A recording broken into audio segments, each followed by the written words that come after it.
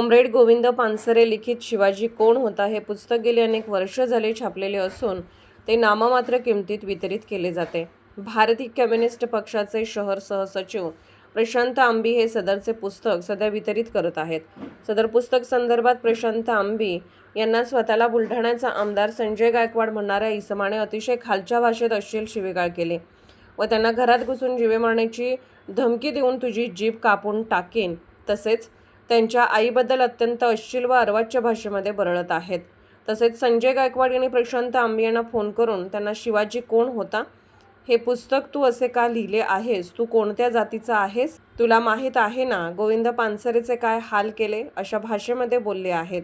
तसेच जे ते पुस्तक जर पानसरेने लिहिले असतील तर तू त्यांना भेटाय वरती जा, मला सांगू नको आणि माझ्याबद्दल तुला कोठे तक्रार करायची तेथे कर, मी कोणाला घाबरत नाही अशी भाषा बोलून त्यांना धमकावत आहेत।